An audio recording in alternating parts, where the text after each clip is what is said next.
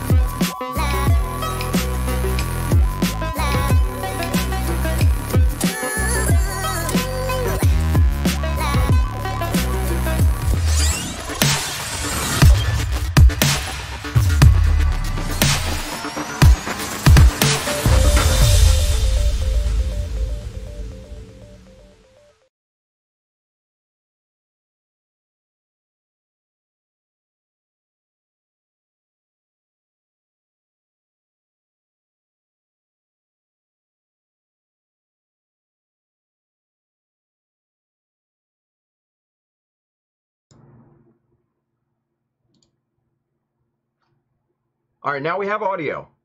Hopefully. Can you guys hear me? Please say that you can. I see the bars moving. Anything? Anyone? Do we have audio? Awesome. Cool. Okay. So, all right. So let me explain just real quick. The reason why we had no audio is because this is the new Logitech C922X.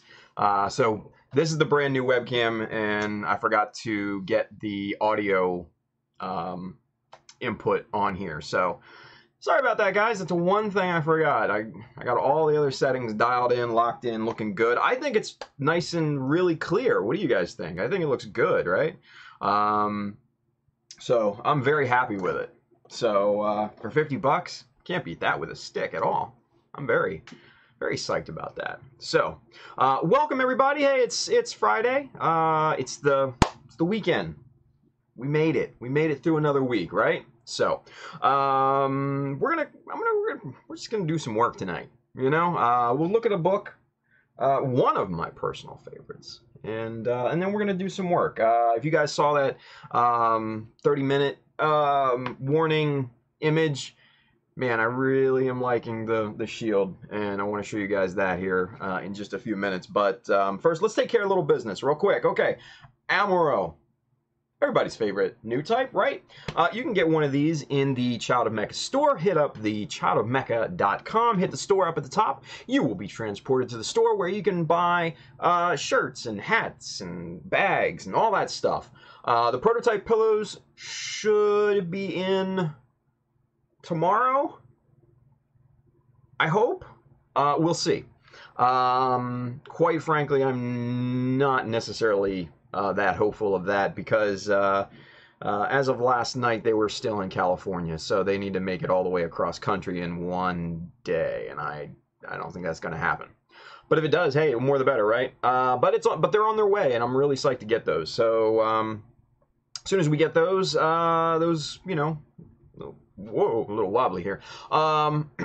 Those will be looked at for quality and everything. Make sure they're top notch, and if we like what we see, then we'll throw them up in the store for you guys. So they should be really cool. Should be really cool. All right, what else? You know this. You know what this is. You know you can win this, right? all you have to do is donate to the Gundam Talk fundraiser / giveaway, and one lucky donor will win that. 6 other lucky donors will win the little miniature resin bust from Mr. Win I'm Ong paint pusher for those of you playing at home on Facebook, and he included some autographed cards of the little portraits that he's made. Really, really cool stuff. Those will be included in those prizes as well. Our good friend Ace Schultz, Berconateer over on Facebook, he's donating some prizes. Excuse me, as well. He's going to be sending us a P-Bandai Polypod and some BMC chisels and some other goodies. So we're going to be giving those away to some lucky donors. So all you have to do is go and donate to the Gundam Talk fundraiser / giveaway. So make sure we do that. Get on that, you guys. All the tools and stuff like that we're going to be working with tonight, you can check on the Amazon link down at the bottom or on Facebook over here. There's a bunch of stuff on there and some really good tools and things. I use a ton of them. And so go check it out. There's also some really cool books on there for you to get some inspiration for your next project. And there's also the streaming gear that I use to make this stream and Gundam Talk happen, at least in my home, I guess, right? So all that's on there. If you buy stuff on there, man, it goes to help the stream. It really does. We get a little kickback from Amazon. It's all good, right? So, all right. So with that being said, let's switch over to 2-camera. Let's take a look at this. This is really one of my favorite all-time Gundam weapons. And for those of you that are not familiar with Gundam weapons, this is a it's called a MOOK, M-O-O-K. That is the proper terminology, hence the little book right down there, little MOOK action. This actually says that. What do you want me to do? But this is a nice little supplemental book to the Hobby Japan magazine series, right? This is the 8th MS Team and War in Pocket edition. Just one of the best in the entire library of Gundam weapons. I mean, just look at the two here on the front cover. You got this beautifully done, very, very realistic Easy 8, and then you've got this amazing looking master grade Alex that I don't know how they made it look this good, because the actual master grade Alex does not look like that. It just doesn't. It's just ugly. Super Uggs. So we're going to go through this. There's a ton of other really great models in this, because basically what Gundam Weapons is it's a highlight book for really, really great works that have been seen in past issues of Hobby Japan, right? Hobby Japan is a modeling magazine in Japan about hobbies, mecha, and modeling and all that. So this is really, really great. So let's get into this. Now, obviously, since this is Japanese, they read right to left rather than left to right. So it is somewhat opposite. Here's a really cool, just the front cover, this line art of that Easy 8 that's on the front cover. Just super nice. And just on the inside here, you can see some different models. This customized goof, and then this customized camphor. This one's by Max Watanabe. This one is by one of my personal heroes, Mr. Motu Asumi. Really, really good stuff in here. So we're gonna go flip through this, and we're gonna get to business. Let's see. Just a nice, clean, starting off build of the Easy 8. You know, these books are really great because they kind of show you what the modeler did a little bit, like filling in the skirts and things here, modifying the legs, all that good stuff, adding detail and stuff like that to the front of the legs. This one was pretty much a straight build for the most part. It looks like you got a little wicket here on the foot, made some custom pistons, reshaped the toe area, things of that nature. So great book in this. And here's that just gorgeous Easy 8. This is by a modeler named Satoshi Mori. I mean, look at this. Did the line art and everything to basically plan out the build. Here's a really nice glamour shot of that thing. That is just superb. I mean, it's got all the realistic details, right? It's just, wow. Amazing, amazing work, this one. And there's a ton of shots of this one too, which I really, really like. Just, wow. I mean, you kind of get speechless looking at this particular model. Just some of the things that he was able to achieve on this particular piece. Just amazing work. Really, really very impressive stuff. And then you've got this is another master grade Easy 8. This is again by Motu Asumi. Around the time that this came out, Motu Asumi was one of their kind of more prominent modelers in Hobby Japan, along with Max Watanabe and a few others. But Motu Asumi and Max Watanabe were kind of the big two around this time, kind of early mid 2000s era. So yeah, this is just really impressive. So it looks simple. It looks like just a simple Easy 8, right? But he did a ton of work to this thing. You know, really went to work on the head right here. Let's see if we can get the glare off of there. You know, did a ton of work on the chest, upper body section. Here are the skirts that he detailed and everything like that. And it looks like he widened the knee and upper leg of this particular model. And man, just really just super, super fine work. And here's kind of like a nice little whip pick right there. Always impressed by Motu Asumi. Another master grade. This one is the Ground Gundam. Pretty straightforward, really. Nice workup. Here's a desert type Ground Gundam. Very cool stuff there. You know, it's got all the gear on its back and everything. Crazy looking. And of course, in the desert, you know, camo paint scheme. And so this is interesting. So this is the RGM 79 GM, but at the time, the Ground GM hadn't come out yet. So this is actually a conversion from the Master Grade Ground Gundam. So this is not your stock Master Grade Ground GM kit. So very, very good work to convert this over, excuse me, to the GM. Really, really impressive stuff. And then, let's see, where is it here? And then you kind of get into, here's kind of the Master Grade Goof section. You've got, you know, basically a straight build of the Master Grade Goof, whatever it's called. You know, pretty much straight up built, you know, a couple customizations here on the lower leg. Nothing crazy. Couple, you know, things here on the front face. You know, pulled the forehead down a little bit to make it a little bit more aggressive in this shot, and trimmed up the thumb to make that a little bit tighter as well. So really impressive stuff. And actually, it's funny because the head that I used on the Ozymandias was actually from a Master Grade Goof. And what I did was this very technique right here. And let's see if we can get zoomed in so you guys can see that a little bit better here.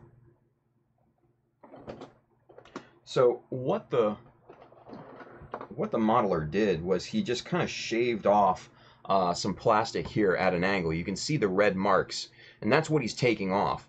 And that helps to angle tape. That helps to angle that top of the head down forward a little bit more and give it, you know, that kind of more aggressive looking kind of, you know, demeanor, right? So that's actually the same thing that I did on the Ozymandias. I kind of basically grinded off that, you know, lower part of the head at an angle, and that pulled down that that top head really at a at a super nice angle.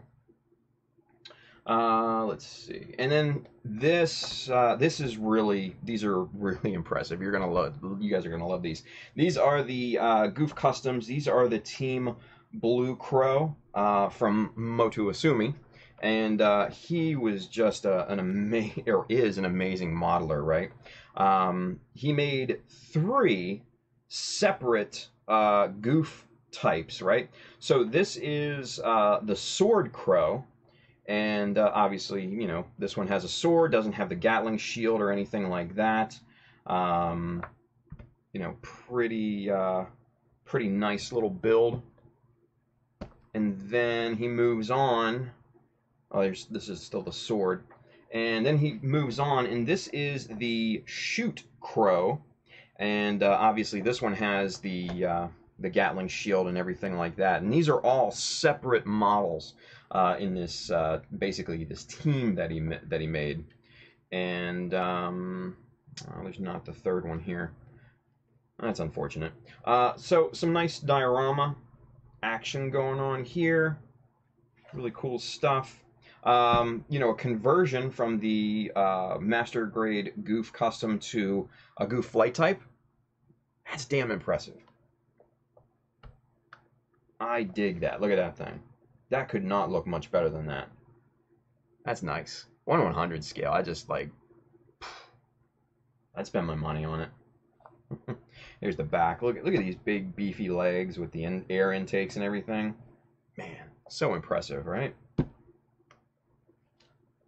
of a glamour shot there. And then you can kind of see the difference down here between the Master Grade Goof and the Goof Custom. Or the flight type, I should say. Really nice work. Really, really nice work. Here's a scratch-built 144 Opsilus. 2, actually. And again, this is by Motu Asumi. One of my favorite modelers, right? So again, this thing has got to be just massive. You know, like I said, this is 144, and the Opsilus was big to begin with, right? So this thing is probably pretty damn large. And just some of the details and stuff Motu Asumi went into putting, you know, put into this. Just really, really crazy. And he was really kind of ahead of his time too, because he got into scribing, and he got into you know, panel line notches and things like that. Just a true inspiration, and honestly, kind of one of the guys that I guess got a lot of inspiration from, and kind of modeled my own technique after his. And here's another one. This is 1/330th scratch built Opsilus 3, again Motu Asumi, and wow, just a massive amount of work goes into these scratch builds, you guys. Just crazy stuff. And again, another one by Motu Asumi. You can see a trend. He was one of the more popular modelers around the time that this book came out. This is a 144 GM Sniper, the old GM Sniper kits, and he obviously, you know, scratch built the platform and energy pods and stuff like that. So great stuff there. And then you got to get into the Master Grade Dom. You've got a little 1/100 scale scratch-built hover truck. This is by a gentleman named Orange Ibisu. Popular modeler back in the day. You don't hear too much of him anymore, unfortunately. But man, super talented. I mean, to scratch build a 1/100 scale hover truck is pretty damn impressive. Figure of Aina. And then it gets into more War in the Pocket stuff. So Camphor, kind of a straight build, you know, just nice and clean. Minor modifications to that. Pretty good looking here. And then you get into the Camphor Tiger Custom. That's by Max Watanabe. That one was super impressive. This one right here. I mean, he's got tiger stripes, and he's got the nice red shoulder, custom decals, the whole 9 yards. I remember seeing this actually in the issue of Hobby Japan when it first came out, and I was just blown away by what this thing looks like. He's got the Gelgoog kind of surfboard shield there, just really super, super nice. All the tiger stripes are really well done. Just kind of amazing stuff, really, for that. And really cool diorama here. I think this is 1/100 scale. Okay, so this is 1/100 scale. I mean, kind of that critical moment in War in Pocket when the Camphor is, coming after the Alex, and he's got the Mind Whip and all that good stuff. Really cool. And here's a 1/100 scale. This is the Master Grade build-up. And again, I mean, the Master Grade Alex was terrible, even when it came out, right? If you looked at the quality of releases in the Master Grade lineup before and after the Alex came out, they were much more impressive than the Alex was. And, higher levels of technology, much more attention to detail, just a better build quality overall in those releases that surrounded the Master Grade Alex. So, I can't explain why Bandai kind of shit the bed, really, on this, but they did. And I think you guys know me well enough to know that, I'm not one of those people that call for, hey, this needs a 2.0 or that needs a 2.0. Most models don't, but the Master Grade Alex is a rare exception. I think the Master Grade Alex does indeed need a 2.0. So, yeah. But this is a great little work up here. Really a ton of work went into kind of just making something out of nothing, really. And then you've got the Type D gun cannon here. 1/100 scratch build, too. So again, anytime you see a full scratch build, man, it's just super impressive and really nice proportions on that. Nice kind of chunky looking, mobile suit. Really cool stuff. And the fact that it's scratch built just adds to the overall kind of level of impressiveness. I don't even know if that's a word or not, but hey, I'm making it up. But man, just really, really nice, simple stuff. And then you kind of got the Cyclops team here, 144 all around. It's a nice little diorama. Very cool. Nice Gelgoog Jaeger here. This is a 1/100 scale Master Grade conversion from the original 1.0 Master Grade Gelgoog. So this is no 2.0 action. This is from the original Gelgoog. And that kit was like, it was subpar. So ton of work went into this, because you can see down here, this is the original Master Grade Gelgoog, and this is the conversion that's being featured. So not only kind of height proportions, I mean, just the differences in the legs, the feet, skirt armor, the torso, the whole 9 yards. Obviously his shoulders are much bigger, so a ton of customization went into this particular model. Very impressive stuff. And then here's another really impressive model. So again, this was back in early to mid 2000s, and it's 2018, and we just got the Master Grade GM Command like last year or the beginning of this year, I forget. But this is a conversion, 1/100 scale conversion from the Master Grade RX-78-2 1.5, and the Alex and the original GM kit, and the GM Custom, and the GM Quell. So all those went into making this one just badass looking GM conversion. So, I mean, that's kind of what the modelers had to do back in the day. I mean, they didn't have the luxury of, having the kits, so they had to do it themselves. They had to convert it, right? So, yeah, just, I mean, beautiful proportions. Just really great looking work on this. I mean, you put this next to the current master grade, and it would be pretty damn close. It'd be pretty damn close. I mean, all the details are there. I mean, you look at the shoulders. You know, you look at the legs and everything like that. The backpack, even coming down to the feet and everything. Just it's all the details are there that are in the current master grade, and then you get this wild looking shot here of you know, kind of the whip before primer and everything, and you can kind of get an indication of what, you know, what level of work went into this. Just super badass. And here's another really great one. This is the Zaku 2 Type FZ. And this is converted from the Master Grade Zaku 2 and the Goof, the original Goof. And those are both original 1.0 kits, right? So you've got, you know, somewhat subpar kits, you know, considering you know, current standards. But back then, again, that's all they had, right?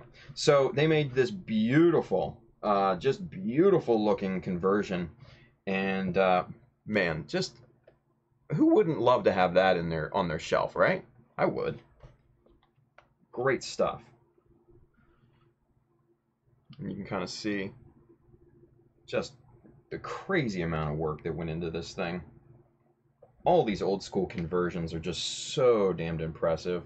And then it just kind of gets into the filler stuff in the back, just like any other Gundam weapons. So, guys, that is Gundam Weapons, 8th MS Team in War and Pocket. So, you might still be able to find these. I don't know. You might be able to take a look on like HobbyLink Japan or Hobby Search, maybe Ami Ami. Mandarake's website, places like that. If you can find it, definitely invest in it, because these are great books. You know, I don't know the, you know, cycle circulation of Gundam weapons and all that good stuff, but yeah, great book. Just a great book. So, Gundam Weapons, check them out. And definitely check out the other Gundam weapons too, because they're top quality stuff. Really good. So, all right, so let's switch back to one camera. So, right here, if you guys didn't see my post from yesterday, I will be attending SCGMC this year on November 10th. Super excited about that, to see all my boys out there, those Gundam guys that put it on.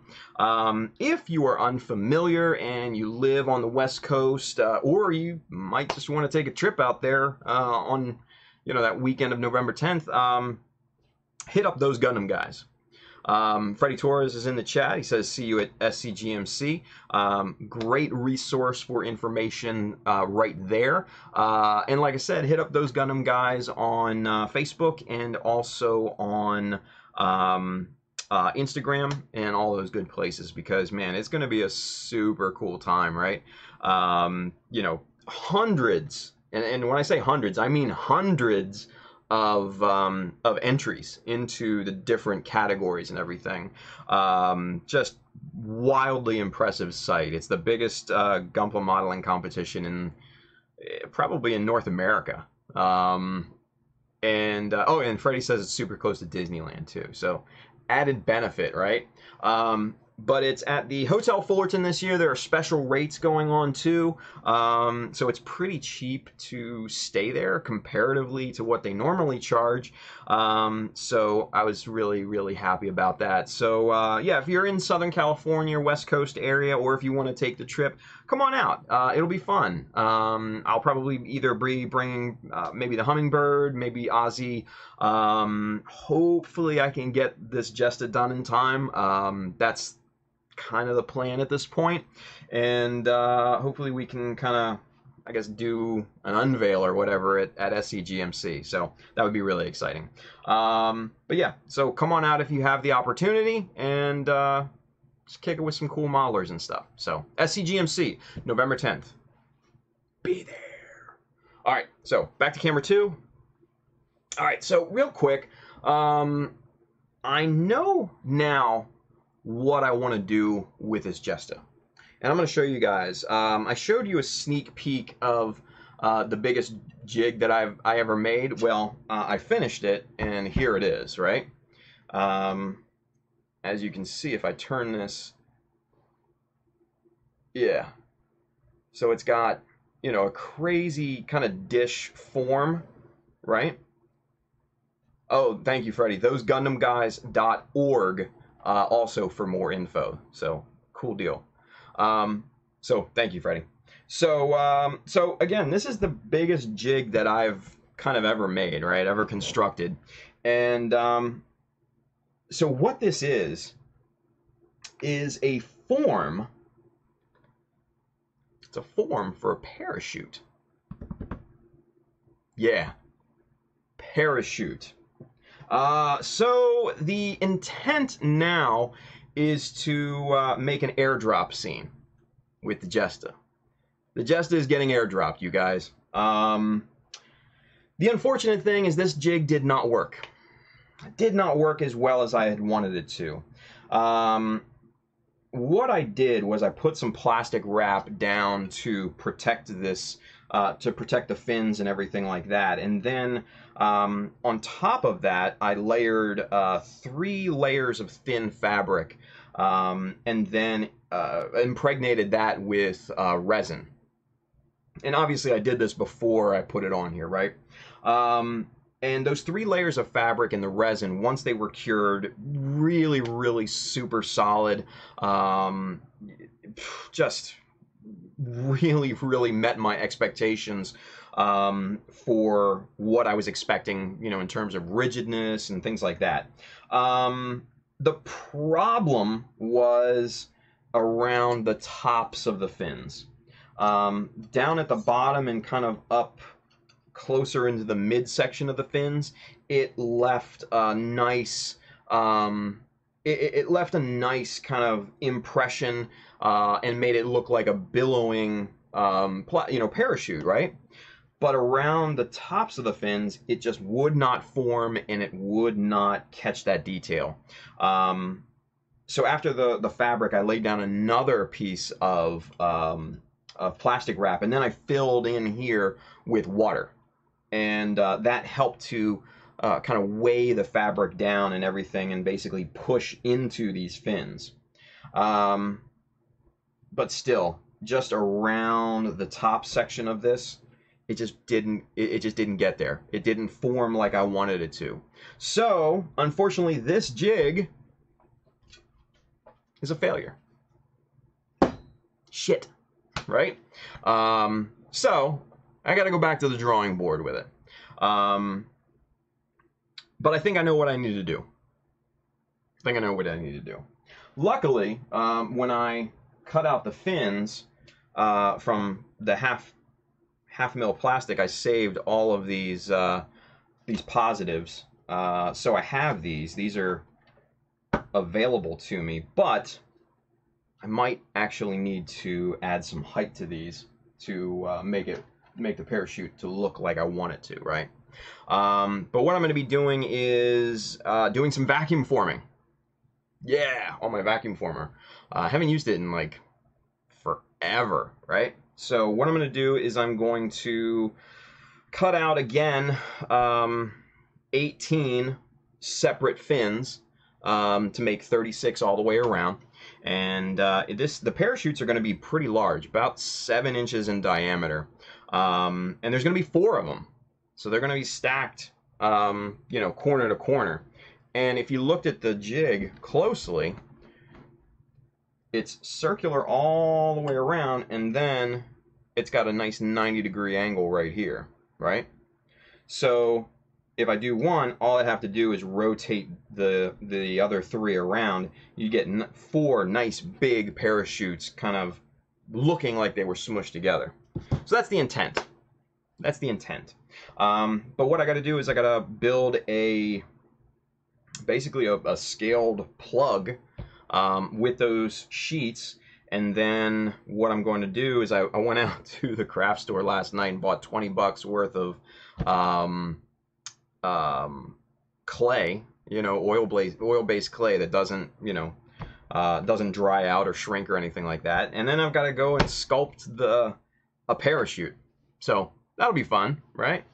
But that's for another time. That's not for right now. But that's the intent. That's what the vision of the Jesta is at this point. It's going to be parachuting. It's going to be airdropped. Hopefully I can pull it off, right?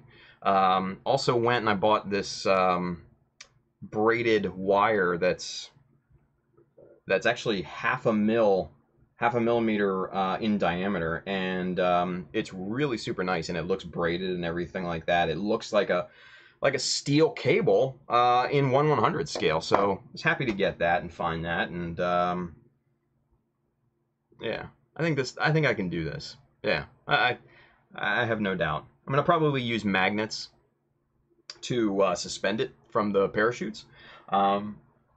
And the base that I have in mind is going to basically be this big arm that, you know, comes straight up and has kind of a, you know, just like a little piece that juts out, and then, you know, the Jesta will hang off of that and literally look like he's getting dropped. So I'm super excited about it. It's nothing I've ever done before. You know, while doing research on you know, how other people might have made fully deployed parachutes, I found that there's not a lot of success in this thing, in this endeavor. There have been people that have done it, and I've seen fully deployed parachute models and stuff like that, but there's hardly, I haven't found a workup of it, like a write-up and step-by-step on how people did it or whatever.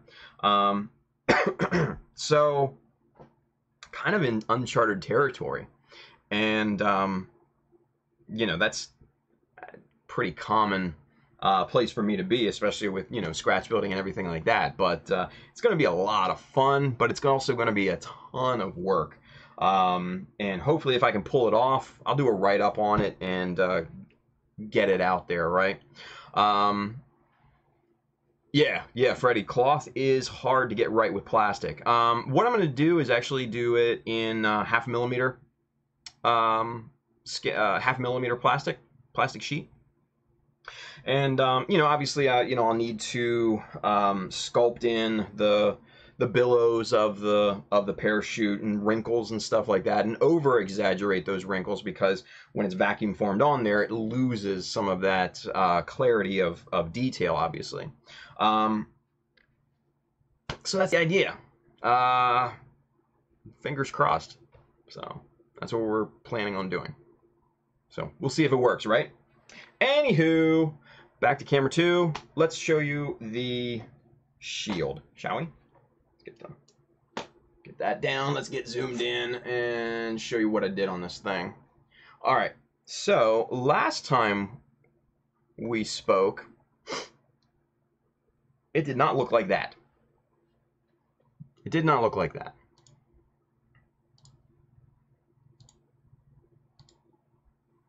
Brighten that up a little bit. There we go. So, what we did, and let me get my little pointer out here. We got all the teeth mounted, you know, kind of the outside blades. We got all that mounted last time. That's all good there.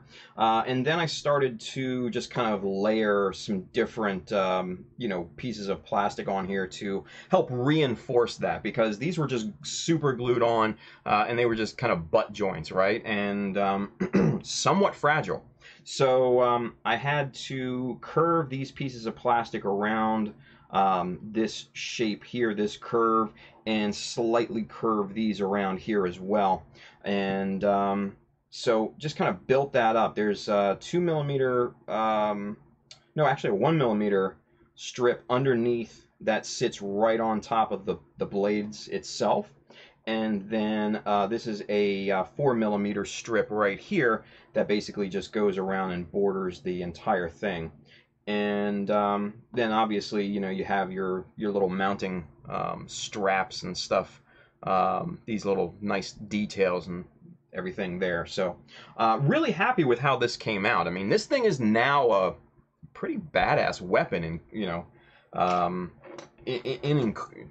inclusion of being a shield, right? So, yeah, good stuff there. Also, went ahead and did some scribing here, just the border scribes around the openings of these missile vents. And then also just kind of, you know, plated up the bottom there, and I just drilled some holes in there to simulate bolts. Just really, really simple stuff. Really simple stuff. And then what I also did here, just a nice kind of simple detail. Right here on the handle, I just put little circular molds at the pivot points all around here. So 8 all together. So, yeah. So, we're going to be continuing working on this. I'm going to start to plate up the top section here tonight. And we're going to do this in strips. We're not going to make a like a template or anything like that. We will do this in strips, in a stepped process. So I'll show you how to do that here momentarily. Before we do that, let's get caught up in the chat real quick. Let's see. Over on Facebook, Carlo Castro is saying hello. Hello, Carlo. Thank you for swinging by. And let's see. Everybody looks like looks like they're in the chat tonight. So all the usual suspects are with us. And actually, let's go back to camera 1. Let's get caught up with the chat here. What do you say, you guys? Oh yeah, GamerBud is with us. He's had a rough day, you guys. Broke his third real grade. I don't know. I'm not a fan of real grades, you guys. Just not a fan. And that's, you know, they're just tiny and fiddly and fragile and all that stuff. So, case in point, right? So, looks like he was able to fix it, so that's a good thing, right? Bailey, of course, is with us, holding down the fort, handling the mod duties over there on YouTube, so thank you for that, Bailey. Whobish442 is here. He says, yeah. Drifty Strikers over there on Twitch. Howdy. Thanks for watching. Let's see, who else? Freddie Torres, of course, is with us. And GamerBud says, yeah, I'm going to look into getting some of that. Plastic weld, yeah. Fun times to work on his real grade issues and stuff. Fun. And let's see. Space Rat 53 got a Master Grade Ground Gundam and a Ground GM. So that would be a good reference book to customize those. Absolutely. Yeah, totally. Totally. GamerBug, question, is the Robot Spirits Kshatriya a 144 or 1/100 scale kit? I don't know. I don't know. You lost me at Robot Spirits. I'm not into it. So, look at that. Mickey Michelle Banane? I'm sure I'm butchering that, Mickey. He's over there on Facebook. He says hi. I'm sorry if I just murdered your name. I am. And I probably did too, so my bad. But thanks for watching. Appreciate it. Let's see. Hellsting Oz unit. Love the Goof custom. Me too. It's a good look. Let's see. Bailey says, from what I understand, the Robot Spirits and Robot Damashis are more like articulated figures than kits. Yeah, I always kind of got that impression as well. Bailey continues, similar to the old fixed figuration line. Pricey and typically higher detail than the equivalent model, but you don't put them together and can't really do much to them aside from posing. Yeah, that's kind of the same impression that I got of them. So that's why I don't mess with them. Let's see. Hellsting Oz unit got the Master Grade Zaku 2 F2 and the Goof and want to mix the two into one. Interesting. Interesting. Let's see. Let's continue going. Captain Weirdbeard is with us. He says, damn, what a jig. Yeah, well. A. Schultz is over there on YouTube as well. Impregnated the resin. Resin children are born. Yeah, pretty much. Nice. Let's keep going. Julius Dembski is also with us. Oh, I just logged in. Sounds like a great project. Yeah, it should be fun. Should be fun. Space Rat 53, going with an 8th MS team parachute backpack or custom design for your Jesta? It's going to be custom.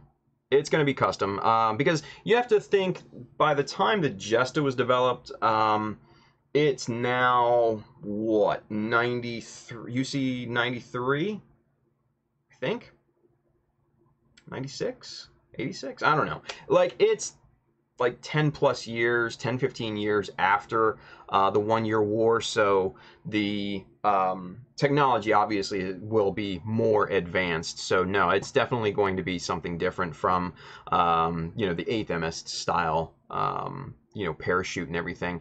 And, you know, funny thing about that is if I actually went and I researched, you know, heavy drop shoots on military sites and things like that.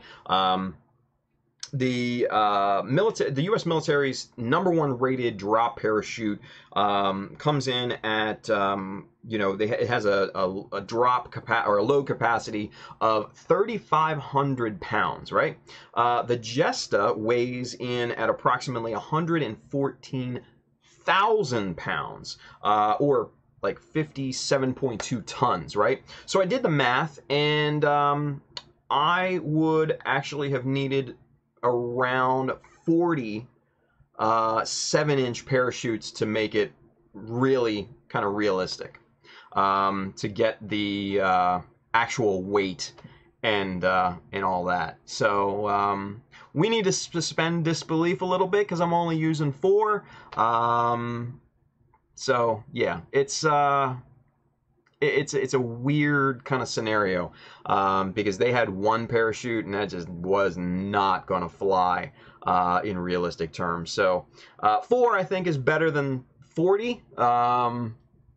But yeah, interesting stuff, right? Let's see. Keep going. Juan Santalis is with us. Looks great. Thank you, Juan. Appreciate that, buddy. James Douglas.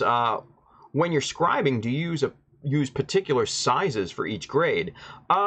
Yes, a little bit. So for panel lines, on 1/100 scale, I use 0.15. On 144, I would probably go 0.1. And that's really realistically the only size difference that I would change up. All the other notches and stuff like that are, you know, pretty common. So Bailey says the buckle strapping detail is a nice touch too. Yeah, there's definitely going to be some of that, so don't worry about it. Bailey says very medieval ironclad looking. Yeah. Andrew Young is with us. Full disclosure, I am sober tonight. Well, sucks to be you then, man. Let's see. Keep going down. Everybody's talking to Andrew. Good stuff there. Jesta was developed as a support unit for the Unicorns, so sometime between 93 and 96. That's what I thought. Biggie Paul's with us. He watched Operation Dumbo Drop, calls it research. Man, actually, I actually did do a lot of research looking at freaking mil-spec PDFs, all sorts of dumb shit that I had to, you know, it just kind of got me wrapped up, and I wanted to see what the realistic expectation was. So, yeah, it is what it is. So 4, I think, like I said, is better than 40. And then Freddie Torres says maybe some thrusters assisting the shoot. Definitely. Yeah, definitely. Actually, I think these little guys right here, these are the ones that I made for the Hummingbird. I think I'm going to utilize these in that design. I think these are a nice look, and they're kind of sleek. I just like them. So they'll probably make an appearance in that, you know, kind of add-on kind of backpack-ish style thing. Haven't even really kind of thought that out yet, but we'll get to work on it. Let's see, what else? Yeah, Bailey says like 8th MS team. Yeah, again, yeah. Yeah, it's just not even... wasn't even realistic at all. Andrew Young, did he even do the math to figure out how many parachuted you need for a Gundam? Actually, I did. I just said I did, right? Biggie Paul's, you know he did. He has way too much time on his hands. You know, I just like to get it right. Freddie Torres, all right, got to hit the craft store before they close. Take care, Freddie. And then looks like over here on Facebook, Mr. David Goose Smith says, hello, my friend. Just finished my Perfect Grade Exia, wondering how many jars of top coat I'm going to need for this thing. Any help? It's a very good question. You know, I've not made the Perfect Grade Exia, so I can't say for, you know, 100% certain. But it's better to have too much than not enough, I would say. So stock up, and if you have any left over, use them on subsequent models. That's what I would probably do. There you go. Anyway, let's see what else. Forgotten Strings is with us, and they say, how do you make thrusters look and work good after market ones? Oh, shoot. Where are the ones that I had? I think I put them away, but anyway, you can get all sorts of different kinds and sizes. These are just kind of like a bag of little kind of thruster bells that I got off of Taobao, and basically most of those will have a rod that you have to drill into the plastic, use some super glue, and attach those. It's actually pretty simple altogether. Some of them have you know, some minor photo etch detail, like the bigger ones. That could be a little challenging, but most of the time they're just a few parts, and they slot into just a drilled hole in the plastic of the model that you're customizing. So you just cut that surface flat, drill a hole, bada boom, bada bing, you're done. Easy. Let's see. Biggie Pauls, I know, Timmy. Nobody does real like you. Yeah, you know, I try to be, you know, try to get the realism into the models, right? Andrew Young, give it to Tim when he goes to SCGMC, and hell, ship it to me. No, not happening. Bailey, Sentinel was after Grip's conflict in the first Neo Zeon War, so those thrusters might find their way over to the EFSF parts bin. Yeah, why not? Forgotten Strings, thank you for subscribing. Appreciate that. That's awesome. Welcome to the family. Thanks for watching, too. And Biggie Paul, show him the pump needles. Ah, you know what? That's actually a good call. Let's see. Where are they? Where'd I put them? Are these in here? Yeah, here we go. Okay, so, you guys, quick tip. And let's get the two cameras here. All right. So, if you guys are familiar with these are simple inflation needles, right? Just a simple inflation needle. So you put this in an air pump. You put this in your in the ball, like a basketball or football or what have you, soccer, whatever, and basically it blows up, you know, any types of sports ball, right? Go sports ball. Anyway, you can use these to make really crazy custom, you know, verniers and stuff like that. So I actually use these on the Hummingbird, and they actually slot perfectly right in there like that, right? Now, obviously, this is backwards. This is not the way that they would show. They would be more like that, right? So, yeah, right. Bailey says, pump needles for what? Nobody here is athletic. Well, I mean, speak for yourself, guys. I mean, come on. So basically, you get a bag of these in here for like $5 on Amazon, right? So all you have to do is just clip the excess off of the top of this needle, and wow, that went flying more than expected.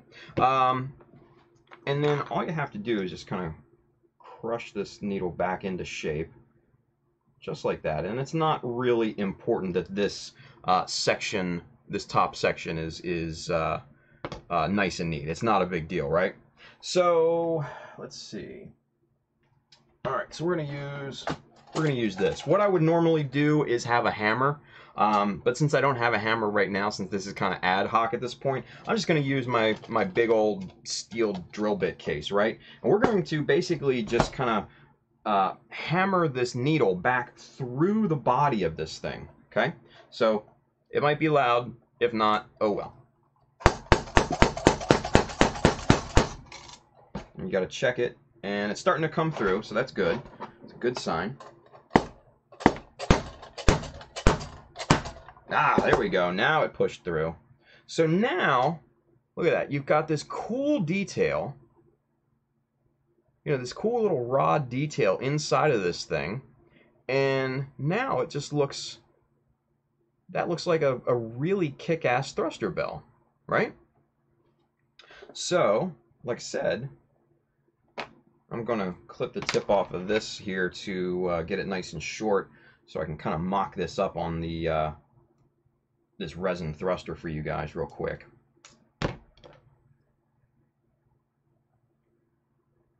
So then this just kind of goes in there like that. And there we go. Look at that. Easy, easy, super cheap thruster bells. And they're metal too, so they're super cool, right?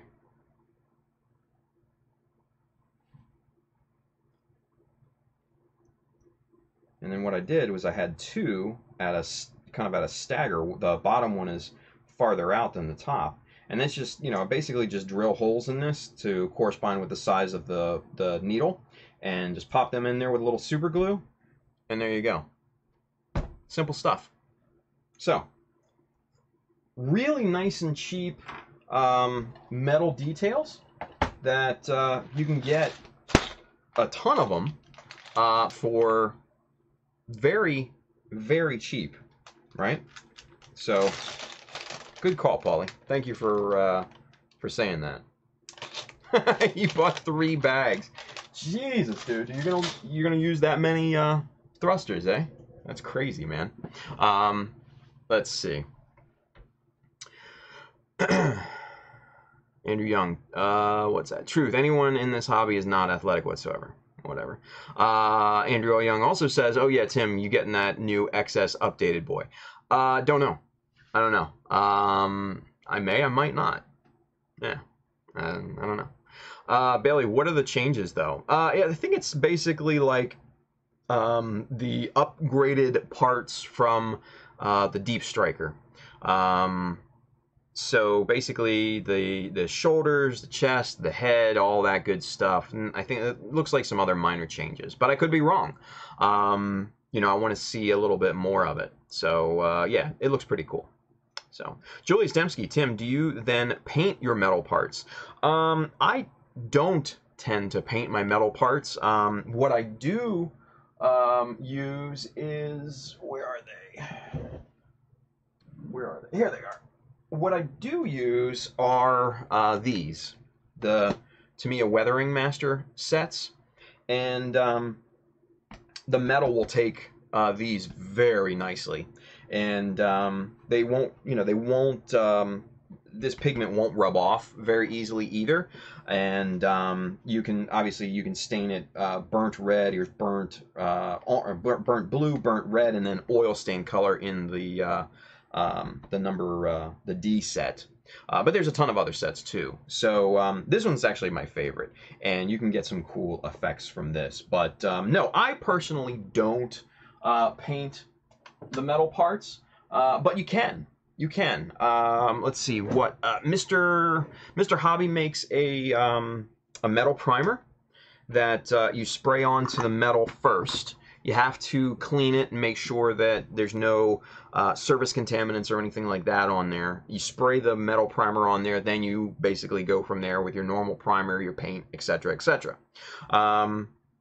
So basically what the metal primer is it's kind of like an adhesion promoter for metal, and it bites into the metal a little bit more than your normal primer. But it's definitely not a suitable primer, in my opinion, for paint all by itself. You then need to use, you know, like Mr. Surfacer or something like that, and then after that, your paint of choice. In my case, it would be kind of like Mr. Color, All Clad, SMS, something like that. So, yep. Let's see, what else? Biggie Pauls, haven't used one yet. Surprising, right? But at least you've got them. So there you go.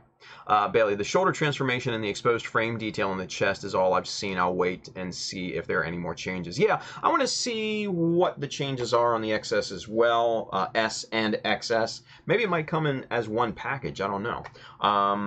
But also the price, because if that price is crazy, then it's just a no-go. Because I'm not like a huge fan of the XS. I like it. Don't get me wrong, but I just don't know if I'd ever build it. So. Andrew Young, but I'm thinking the old XS price will go down so I can pick up a few of those for bashing. Yeah, that's probably a good kit for getting parts and stuff. I agree. Yeah. Forgotten Strings, what's a good plot plate thickness for scratch building? Great question, but it looks like Bailey already answered. 1/4 mil, 1/2 mil, and 1 mil are absolutely the ones I would suggest as well. And that's why Bailey's a mod, you guys. He can read my mind. Or he's just heard me say this time and time again. So there you go.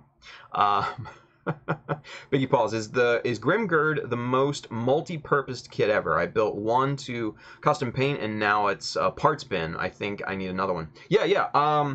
The Grimgird is great for parts, especially if you've kind of got that, you know, aesthetic, that knightly sort of aesthetic.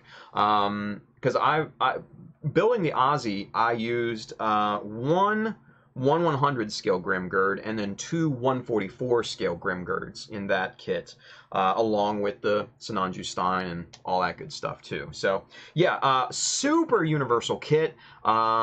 It's a nice, inexpensive kit, and you can just do a ton with it. So yeah, I totally agree. The Grimgird is a wonderful kit to just buy for parts and bashing and all that good stuff. Yeah. So, all right, let's get to work, you guys. So we got the shield here, right? So we're gonna pull off the bottom part. We're just gonna pop that off of there. We're gonna pop these off of here like that. We're gonna just set that to the side. So now tonight, what I want to do is start to kind of plate this up. I want to get a little reinforcement just around on this side. I don't want to fill the whole surface area, but I just want to kind of reinforce, you know, just the this section and you know, just kind of like the middle and stuff like that. So we're gonna do this in stages, right? So we're gonna do this with plastic strip actually. So let's get the eyes on. That's important. And what I think I'm going to do is I'm going to stick with a 1/2 millimeter thick strip for this one. Okay. So this is going to act as our main plating right there. Right. This is 6.2 millimeter. So we're going to need some more of this actually. So let's get the collection of plastic strips here, and we're looking for 1/2 by 6.2. Let's see. And if you guys really are into scratch building and want to get into that, let's see, where is it? Evergreen scale models. This is the best that you can get. Great stuff. So yeah. Let's see.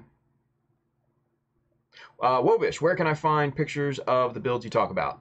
Oh yeah, so it looks like Bailey got it. Looks like Andrew Young got it as well. So yeah, childofmecha.com, Facebook, all that good stuff. It's right there, just below this this little camera right here, just right there. It says important links. That's all the links that you can find me at. So right there. So good question. Anyway, all right. So here's the one that we need. We need 1/2 by. This is actually 6.3. So I was wrong when I said 6.2. Not a big deal. So there's a strip there. We're going to put these back in their home. And let's see. So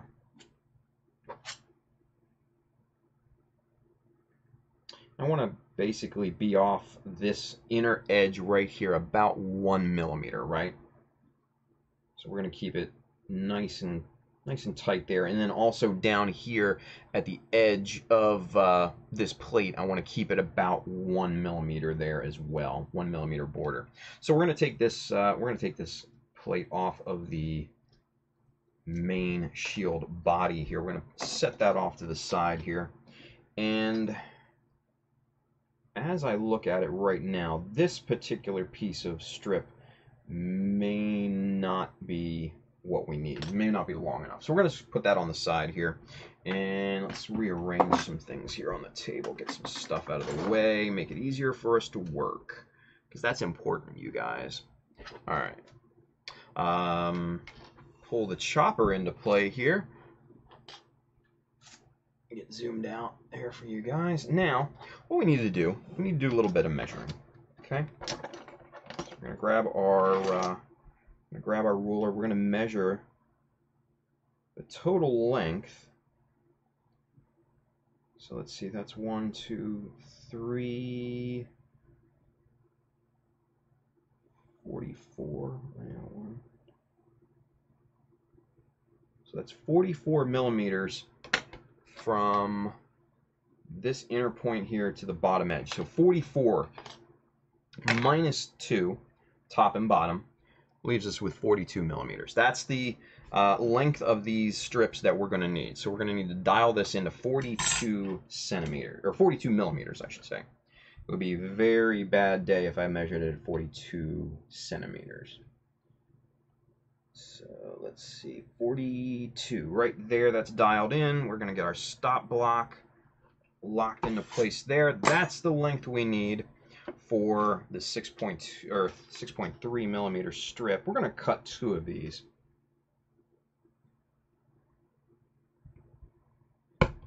Like that. And one like that. All right, so there. Match these up, make sure they're perfect. Yep, awesome. We're going to put that strip off to the side. We're going to push the chopper out of the way. Just like that. Let's get zoomed back in now. There we go. Biggie Paul says, love my magnifying glasses. After one use, I was hooked. This is the best tool I bought. Used for painting minis. Most important tool. Buy a pair, any pair, you will be happy. Make sure it has light. Yeah, either a light on the Optivisor, or if you have a ton of lights like I do here on the desk, that's good too. So, all right. So let's take a look and measure this up. Let's see if we got what we need. So 1 millimeter at the bottom, 1 millimeter there at the top. I dig it. That's exactly what we need. Perfect. Perfect. Cool, cool, cool. All right, so now what we're going to do is we are going to plate these together, and we're just going to basically go like, and this is going to be kind of the look that we're going for right here, right? So these are going to be kind of just butt jointed together like this, and it's basically just going to form one big strip down the center, and then we'll work off of that, right? Now, when these are dried and glued and all that, we'll sand these down, and you'll never tell the difference between them being 2 strips or 1 strip, right? All right. So what we need to do next is find 1 millimeter off of this inner part here, right? So let's get some measuring going on here. This edge right here is 2 millimeters, so we need to go out 1 more from that. We need to go 3. Right about there. We're going to draw a line right down the side here. And obviously you guys probably can't even see that. Oh, well, when I get the light on it, then you can see it a little bit. So that's our guideline. That's basically what we're going to build our plating off of, right? And so what we need to do next is we need to get our strips in here. We need to get our tweezers. We need to get our good friend, Mr. Tamiya Extra Thin. So that's what we're going to be using, because we need a little bit of time to position these. Normally what I would do is use super glue, but the problem that I fear is that there's not going to be much time to position these, right? And if I don't get them positioned exactly right the first time, then I'm gonna have to strip them off, sand this down again, do the whole process over, and I just don't want to deal with that. So I'd rather put, I'd rather wait a little bit for the glue to cure than risk marring this surface, you know? So it's a pros and cons on both. So you have to kind of gauge what your, you know, what your needs are at that point. So we're going to slather this up with Tamiya extra thin here. Not to, you know, put too much on or anything, but this is a pretty big piece, so we need to get it. We need to get that glue on here to make sure it starts activating and starts to loosen up this plastic a little bit for us. So this looks pretty good so far. All right, so we're going to start to glue down here, and like I said, we're going to use that. We're going to use that pencil line as our guide line, almost like a chalk line. If you are, if you guys are familiar with, you know, construction or carpentry or anything like that. All right, let's see. There we go. So we just kind of press this down.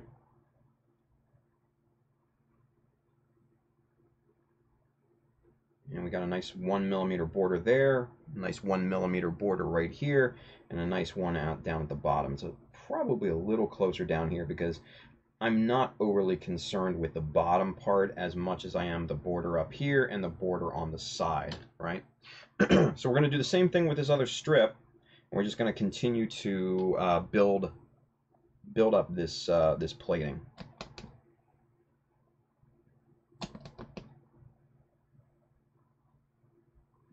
Now this may look like a ton of glue that I'm putting on this thing, and it is, but you also have to keep in mind that Tamiya extra thin cures and air dries very quickly. So this stuff needs some time to activate. It needs enough to activate properly too. All right, so we've got our second strip. We're just going to push that up against the other one and let that glue start to break down that plastic. And now we're going to turn it over and we're just going to press with even pressure all the way down the length of this thing just to get these two strips nicely adhered to that surface, right? And it looks like the second one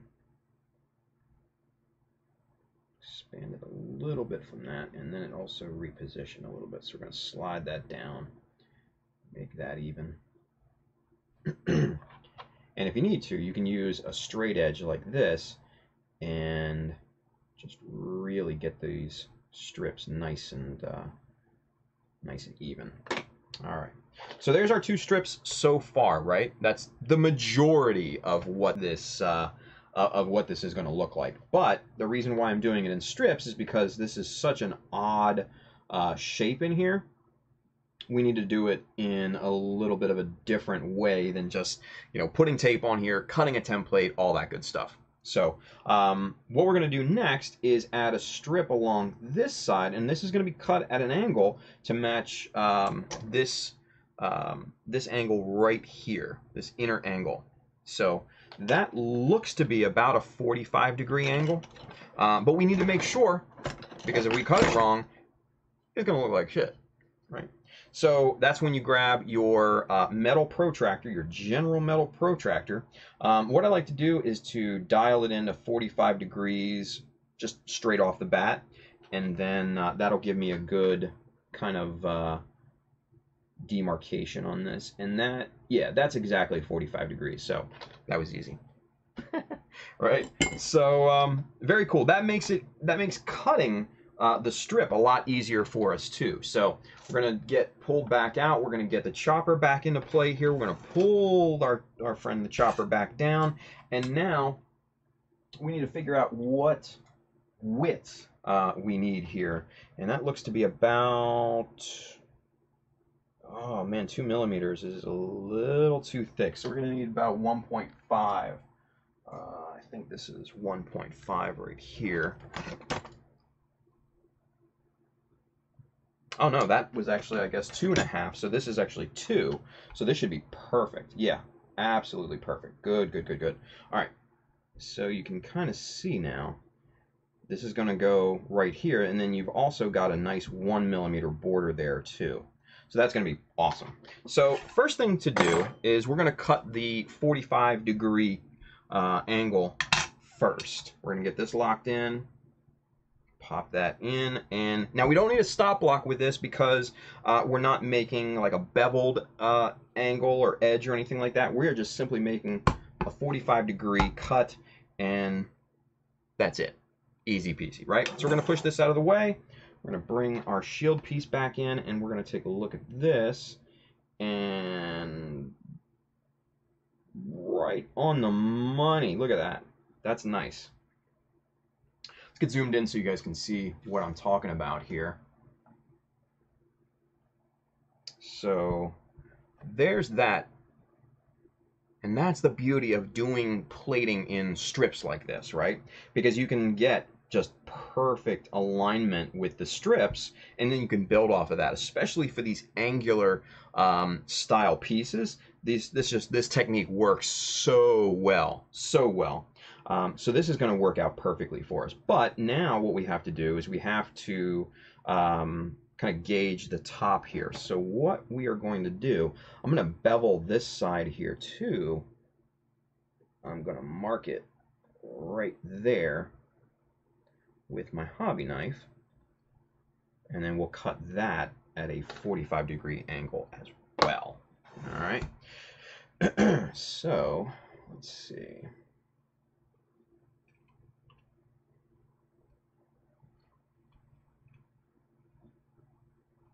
All right, so that's not going to fit that way. So we're going to have to cut this, trim this down, and do it from the opposite side. Okay. So we've trimmed that down. And now we're going to pop it in on this side. And let's see, where's our mark? There it is right there. So we have to basically just transfer our mark on the other side of this piece so we know where to cut. So right there.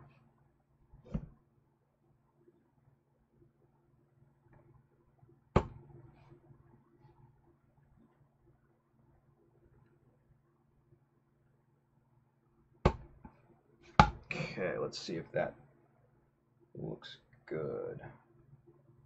Yeah, I think that'll work. Let's see what we've got here. Ah, shit. I cut it the wrong direction. So that's easy to do, right? So obviously this is cut at the wrong angle. So mistakes happen. So we're going to toss that off to the side. We're going to do this again. Not a big deal.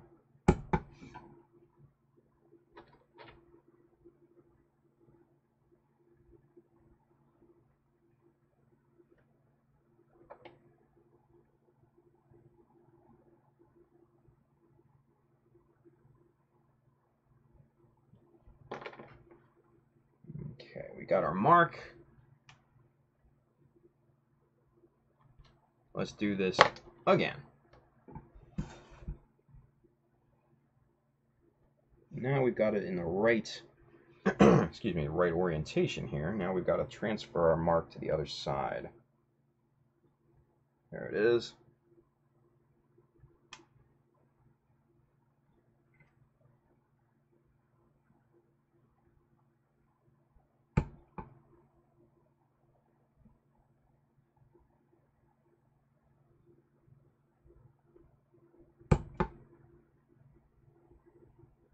We're just basically nibbling away at this to get to that mark that we made. And that looks to be, ooh, that's super close. Super close.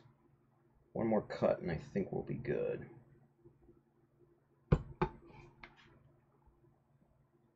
Bingo. All right, so that should be good now. So let's see what we've got.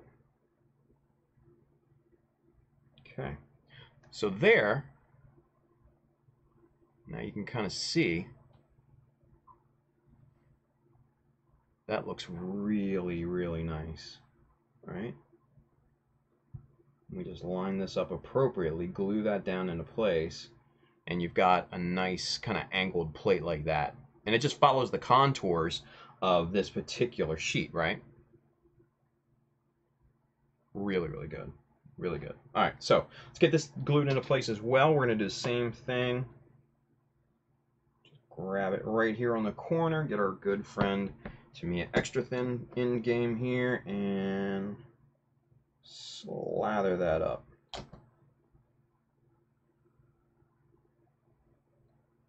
Not too much on this one because this has a lot less surface area than the other plate. And let's see, let's get this glued in.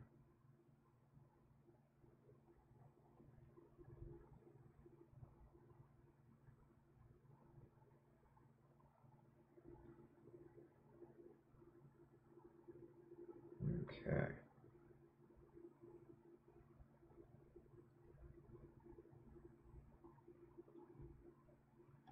All right, and there we go. Looks pretty good, yeah? I'm happy with it. So let's get caught up in the chat, shall we? Whew. Warm down here, you guys. Warm. All right, go back to one stream. Let's see what we got. Down here at the bottom. Oh, Tim, Jesta needs 40 parachutes, but cutting plow plate wrong direction. Shaking my head. Yeah, well, happens to the best of us, right? Just not paying attention. Let's go back here and see. Let's see. Jonathan G is with us. He says, I'm near. Awesome. Oh, nearsighted. Only thing I can actually see is my workbench. Well, that's okay, I guess, right? Because that's all you really need to see, right? Let's see. Andrew Young says, you know what is a good kit for fodder? The Faz, the full armored double Zeta. Yeah, kind of. And Bailey says Sentinel or original. I had the original, and it was pretty decent for kit bashing stuff. There's a lot of cool parts and shapes and stuff like that in that kit that you can definitely use in kit bashing and all that good stuff. So yeah, I kind of agree with Andrew on that one. It's actually a good kit for that. I'm not a huge fan of the double Zeta anyway, so why not use it, right? Let's see. Sentinel for the win. Yeah, well, the Sentinel's cool. I like it. I like pretty much everything from Sentinel though, right? Let's see. Andrew Young, be right back. Gotta explain to people upstairs about the break-in this morning. The break-in. Great. That's, yeah, great. Whatever. Break-in. Angel Dela Cruz is with us. Also one of those Gundam guys. He says, bring the Aussie to SCMGC. Want to see my decals on it. Cool. Yeah, I can do that.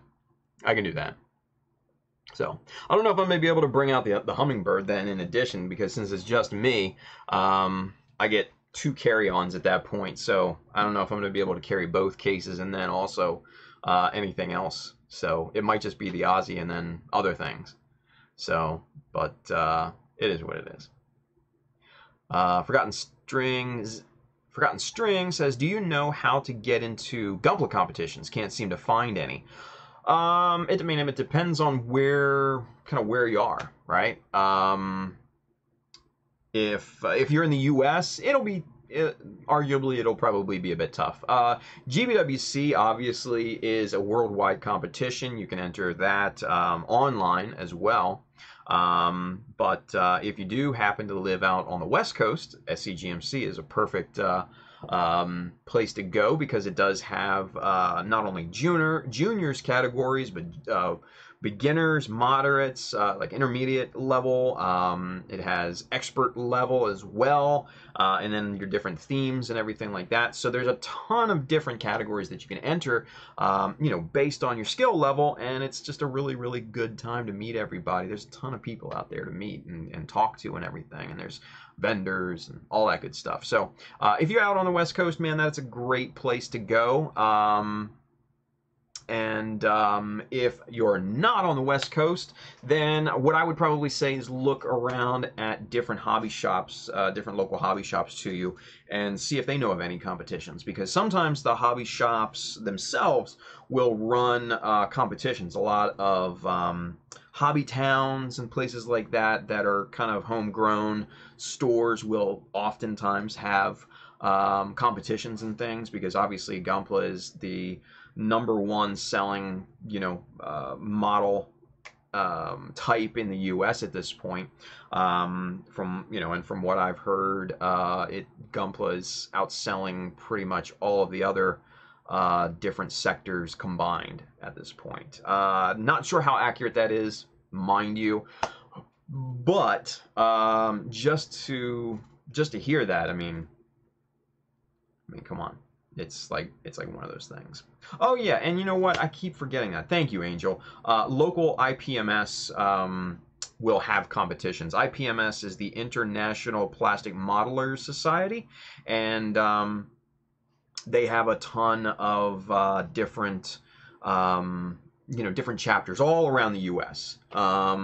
So yeah, that's actually really good to look into as well. Look up your local IPMS group and see if they have anything going on. Likely, there'll be competitions either close or close enough to travel to. And Bailey brings up a good point. Not all of the IPMS groups are friendly to Gunpla. You have to keep in mind that most of these IPMS groups are older dudes that are into their tanks and their planes and their cars and that stuff, and they see, snap fit robot come into the door and they're like, oh, what's this, right? So you have to keep that in mind. My local IPMS group is sort of like that. There's a lot more folks of advanced age, and there's a few in my local group that build Gunpla and stuff like that, and I'll be honest, I'm just not really, it's just not my scene, so I don't go ever. I've been once, so, but it's one of those things. So, but that's a good call there, Bailey, for IPMS. Whoever said IPMS, I think it might have been Angel. Yeah, Angel. Good call. Excuse me. Space Rat, any Gunpla competitions in the state of New Mexico or just store contests? You know what? Good question. Angel, you're on. You guys go out to Phoenix and stuff like that. Are there any other aside from that, like around New Mexico area that you guys know of?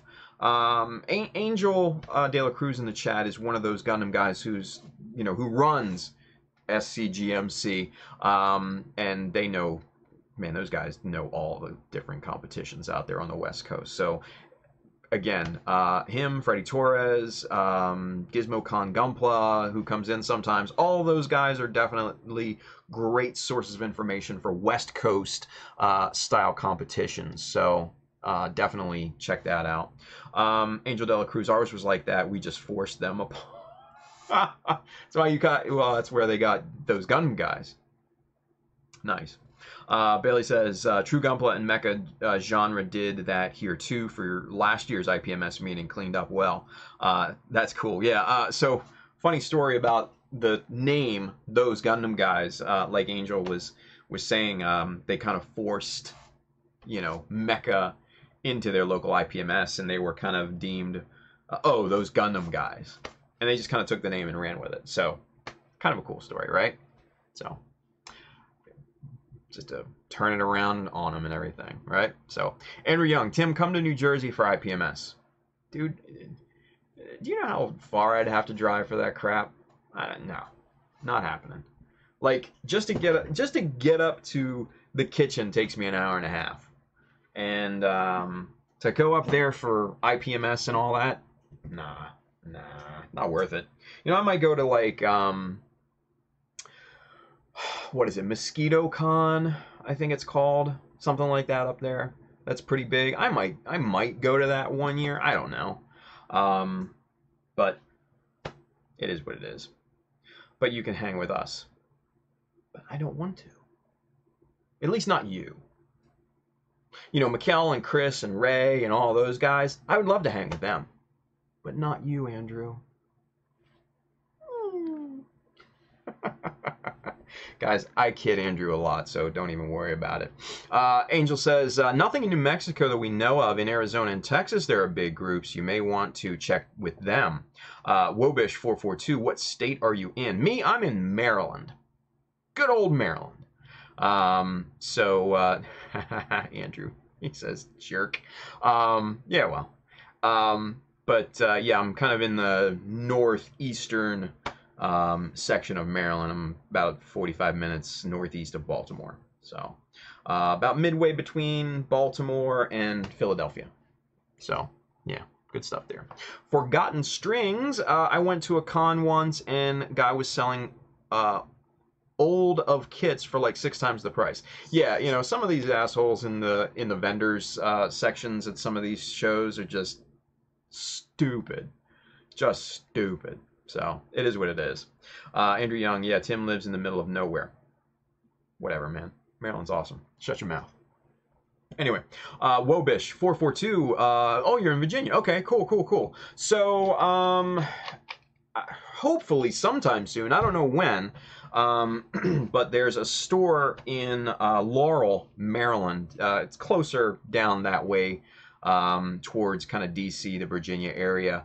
And we were talking about doing classes down there, but I haven't heard anything at this point yet. So, but that's still hopeful. But if we do happen to do something down there, obviously, you know, keep tabs on the social medias and stuff like that. Me and Justin of Justinius Builds, we usually kind of tag team a class together and have a good time. So hopefully that's still in play. Maybe I have to call those guys and see what's up with them. So haven't heard anything out of them for a few months, and they said, yeah, they might start doing those because they've got a nice big store down there in Laurel. It's a chain called the Hobby Works here in Maryland, and yeah, it's a good store. So, Space Rat 53. There's a store in El Paso, Texas, I go to that used to have contests for local builders, but they haven't done any recently. Yeah, hit them up, ask them, say, well, when's your next competition, right? So, yeah, good questions all around. Cool. All right, guys, let's get back to work. Actually, I need a drink. I'm parched right now. I don't even know why. It's like warm in here, dude.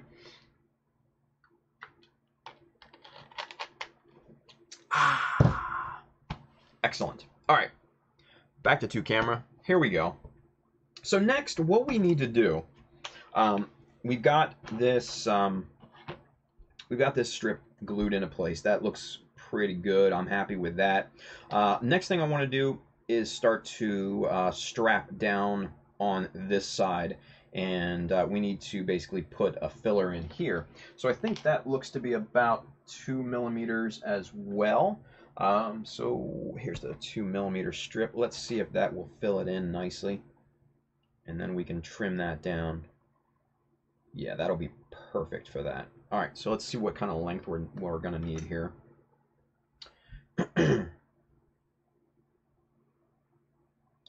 So that's looking like 9 millimeters on the top, but it does taper down to 8 millimeters at the bottom. So I think we'd be safe if we went like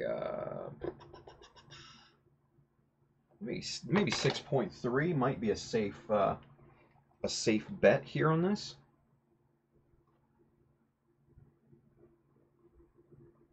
Yeah, I think that's going to be what we need.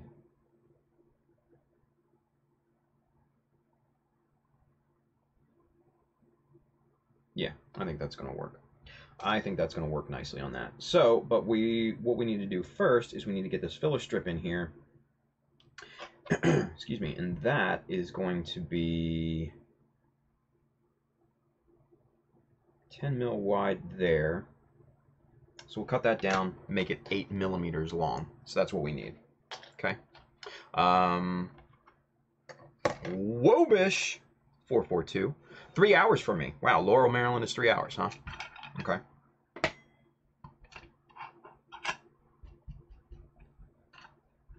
Well, what I will say is this: if you have a hobby store in your area, and you're looking to have classes and stuff like that, you know, search out and take a look at your local hobby stores. See if they have anybody, local that might be putting on classes or maybe group builds, stuff like that. If you get into one of those groups, you might be able to find competitions. You might be able to find, people, mentors and stuff like that too, right?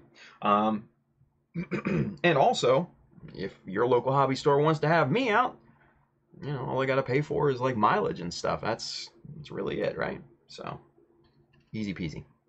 Andrew Young, drive 3 hours to Tim's house and steal his Aussie and Hummingbird. You could try. You could try. Wouldn't be very successful, but you could try. Oh, Andrew. Who thinks Andrew should be drunk right now? Raise your hands. I do. Andrew's more entertaining when he's drunk, I'll be honest.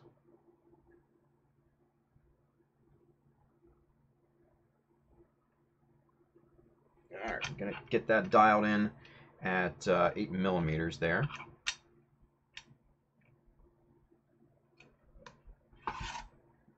Andrew, go do some shots of Jaeger. Just get blackout drunk. Then you'll be more entertaining. Wobish 442, only Hobbytown. But still, Hobbytowns are pretty decent. I've seen a bunch of guys, especially out kind of Midwest, like Chicago area, and then places in Texas and stuff like that, that have really good, Hobbytown stores that just really get into kind of the community and everything. So, might be worth it to see if yours happens to do anything like that. And if they don't, ask them if they could, get something going yourself, right? A really great example is those Gundam guys. My good friend Clem, who I've known for a good number of years, probably more than I'd like to admit, basically did that out, on the West Coast. He just kind of started a group build one day of people that like to build models and stuff. He just started it in his house, and it just took off. And that's kind of where, those Gundam guys and SCGMC, that's kind of where it all got started, right? So sky's the limit, man.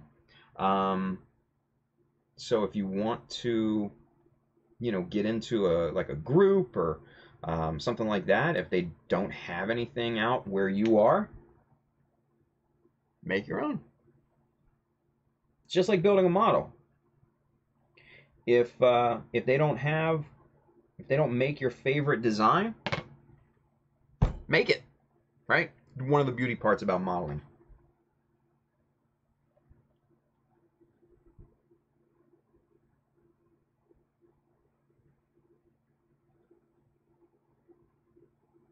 Okay.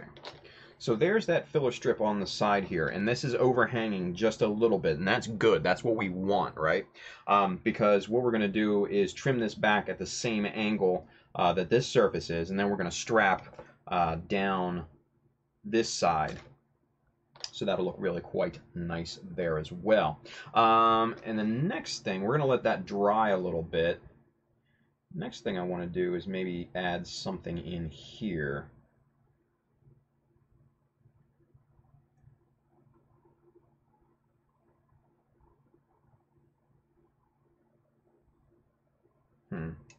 I don't know if I want to. I don't know if I want to do that or not.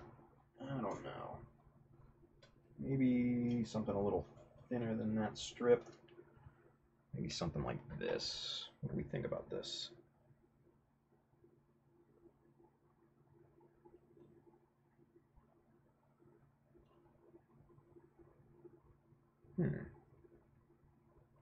Yeah. Yeah, I dig that. Okay, cool. All right, so what we need to do, we need to bend this strip a little bit. Now, guys, the one important thing, when it comes to plastic strips like this, right, they come obviously straight. But sometimes you need a curved piece like this, right? You can bend these just with your hands, right? Very, very easily. So watch this. This is actually a probably bigger than I would need, but this is a 2mm strip, right? That's perfectly straight, right? But if you hold it down on a flat surface and you just start to bend it around. Now it may start to bow up a little bit, but that's okay because you can work that out, right? Or you just take it in your hands and you just kind of do this kind of motion here, right? Just every couple millimeters or so, you start to do that, and that's going to start to flex this strip and curve it. And then you'll have something like that, right? Now, obviously, you can go more curved than that, right? But as a quick demonstration, that's holding that curve perfectly right now, right? So another thing is that you can curve it this way too.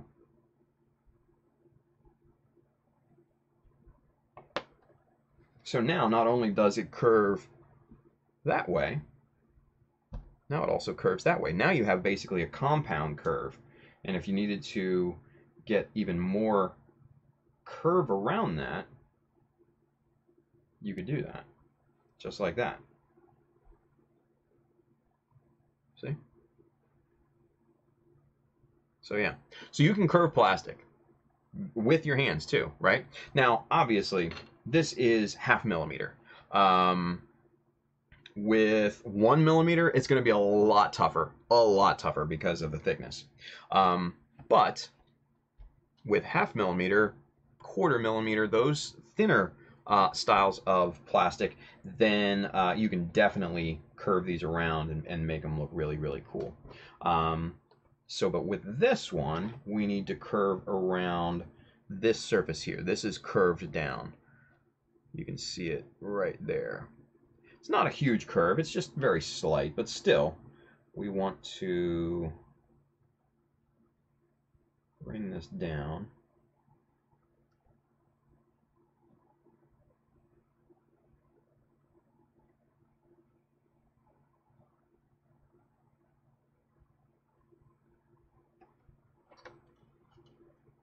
And let's see, we're going to cut this right about there.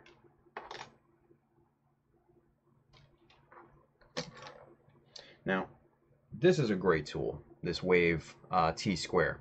You can get this at like Hobby Search, and this is my #1 ruler, to be honest. This is a great tool. I absolutely love this, and just worth its weight in gold, really. So you can just set this up here and kind of use this as an ad hoc kind of chopper, because it'll give you a nice right angle to cut to, and you can really dial in accurate cuts. And there we go. Nice and square on both ends, right? Simple. So now what we need to do is we need to get the curve in this thing.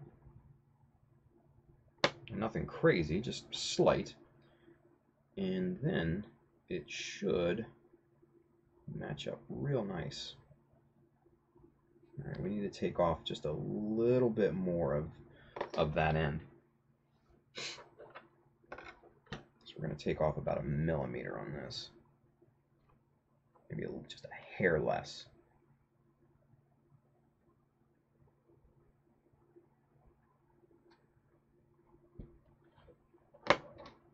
Alright, let's see what that looks like here.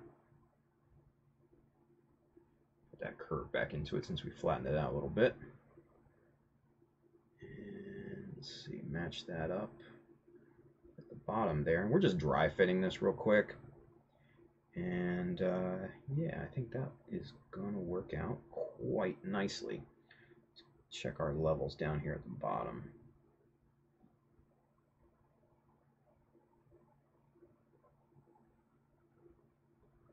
Yeah, that's gonna look good. All right, so this part, with it being so small, and since it's curved, I'm actually going to use super glue on this one. because it needs it, to be quite honest. If you put Tamiya extra thin on this, it will absolutely come off the part. It will pop up, and you'll never get it to lay flat again. It's just not going to happen. So with that, we're going to take our tweezers, grab it just on the sides here. We're going to grab our super glue. Excuse me. My super glue of choice, Loctite Ultra Liquid Control. Great stuff. And we're just going to drop a bead of super glue on the back of this thing. Whoa, way too much. Shit, that came out a little bit faster than I had wanted it to. So we are going to just kind of get most of that off of there. Man, that came running out super quick. I don't know what the deal was with that. There's still way too much on there, so we got to wipe that off. There we go. That's good now.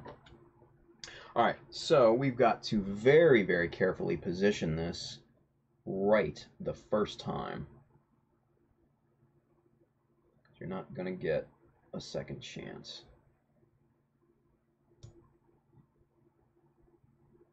And that's not perfect, but good thing it popped off of there.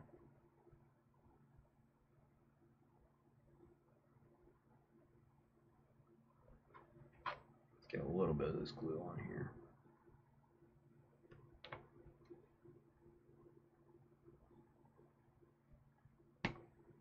Alright, let's really get in here and look.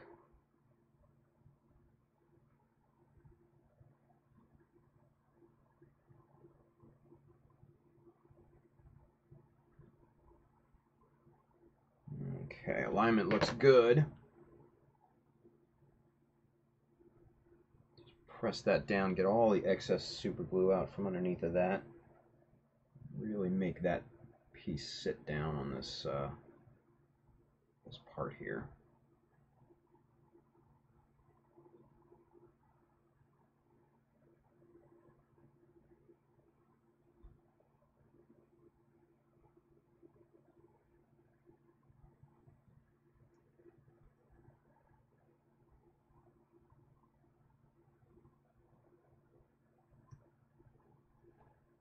Okay, that looks pretty good.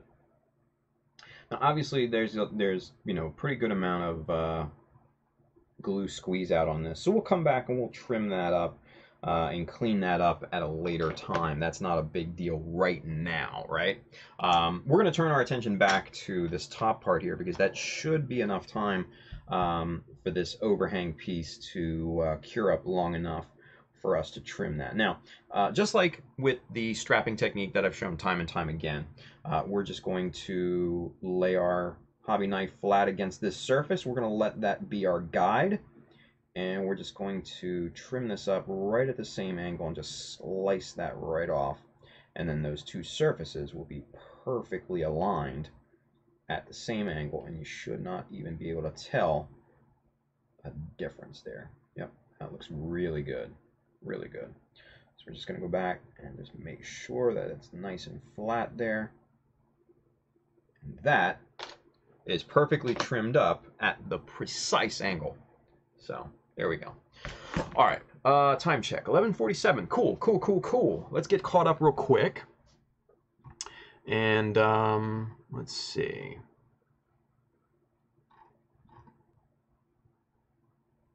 Bailey says, the hobby town I went to in Newport, Virginia, just outside Williamsburg, seemed to have competitions. Wobish442, I went to a Gundam event they had and felt way too old. Really? How old are you, man? Andrew Young, seriously, it's the opposite for me. I meet Tim and all dem and I feel so out of place. Yeah, because Andrew's young as hell. Andrew's in college.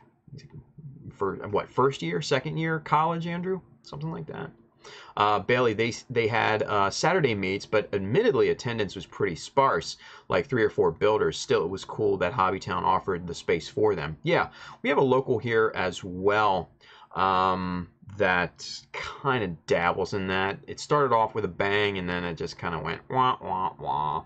So, it is what it is. Bailey also says, more space than we have at Hangar 18. Usually we have about 20 builders on a given Saturday. Nice. I should probably come down there one time and hang out with you guys. You guys are, where is that? North Carolina, Bailey? South Carolina, something like that? That's not too far from me. I mean, that's a few hours drive. Maybe, I don't know, 5 or 6 hours, something like that. So I should come down there.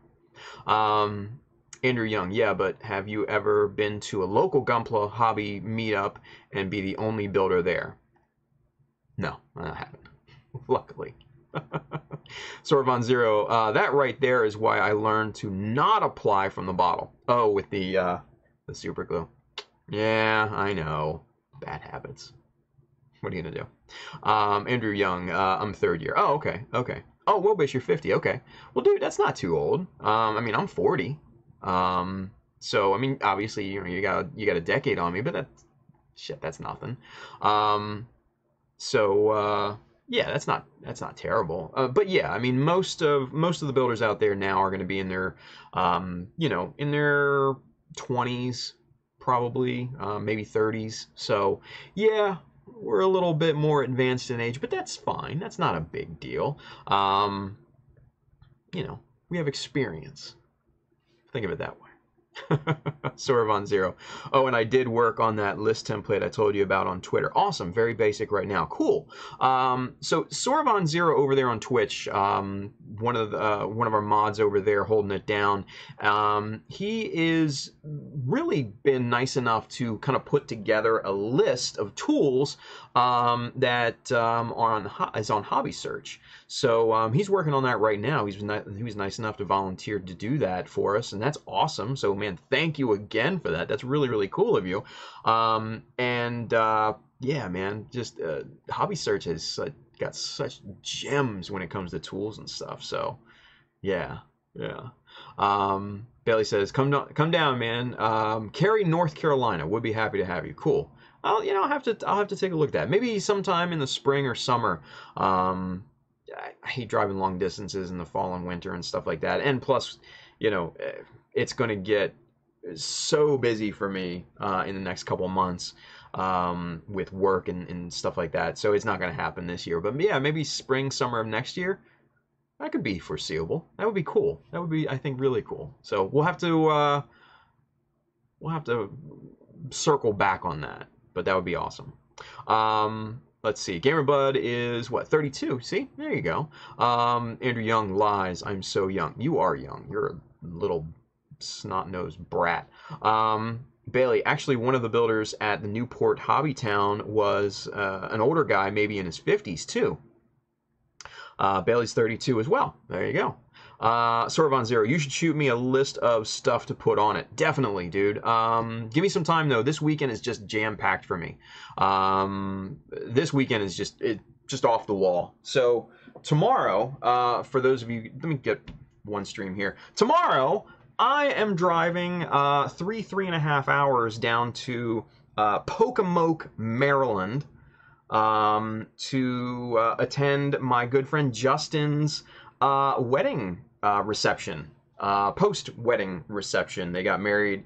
Him and his wife, Summer, got married. I think like a month or two ago, something like that. Could be more than that. But they're now having kind of a reception for friends and family like that. So me, my wife, my kid, we're going to go down there and have some fun with him, man. It should be a lot of cool times. So we'll have fun with that tomorrow. And then on Sunday, me and my wife have to go pick up the in-laws from the airport. They're coming back from a European vacation that just was, I'm so jealous of. I can't afford it, but I'm super jealous. Yeah, this weekend is just crazy, just crazy. So, let's see. Sorvon also says, I put the T-ruler and Kotobukiya part set you used on the Jesta on there for now. Good.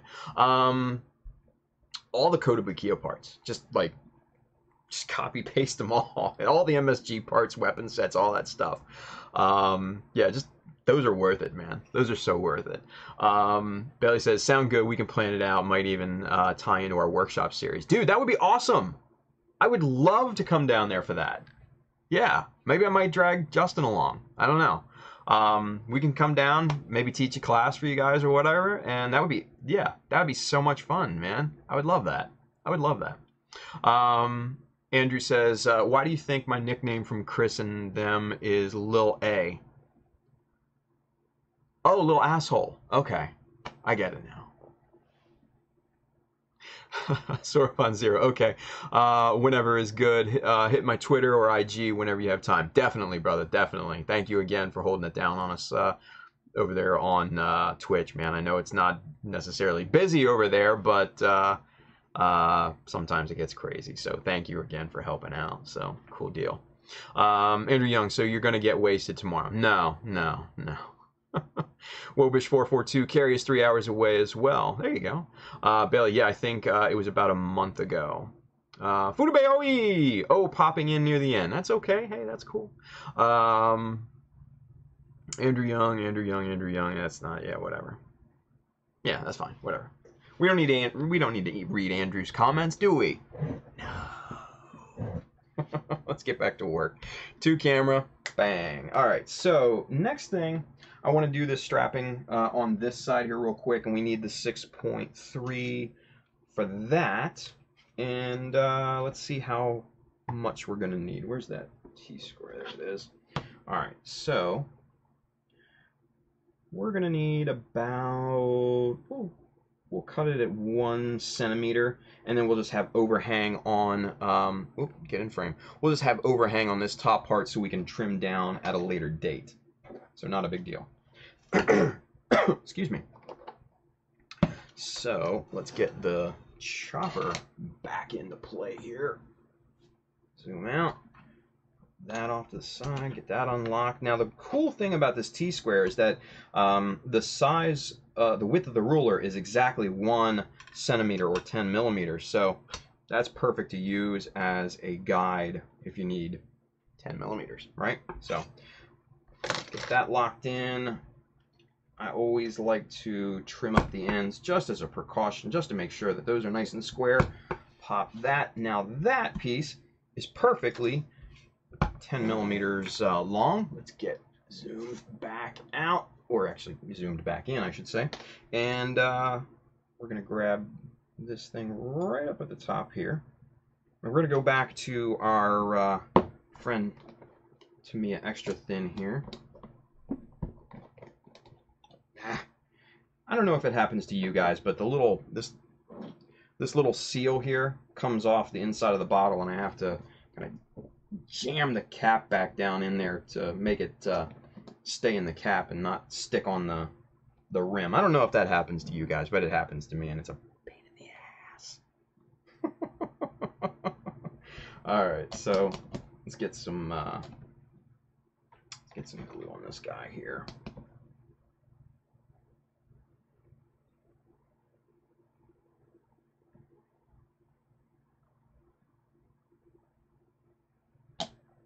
Okay.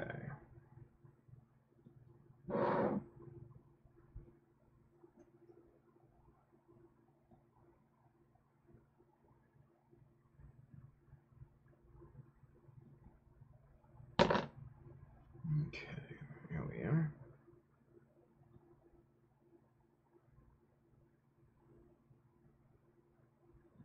Just try to get this centered on this piece as good as possible. It's tapered in a weird way. It's tapered more on this side than it is on this side, so it's not a perfect taper all the way down, and then it's also cut at a weird angle down this side, so it's not going to be perfectly square, perfectly centered, any of that good stuff. But that's not a big deal for me.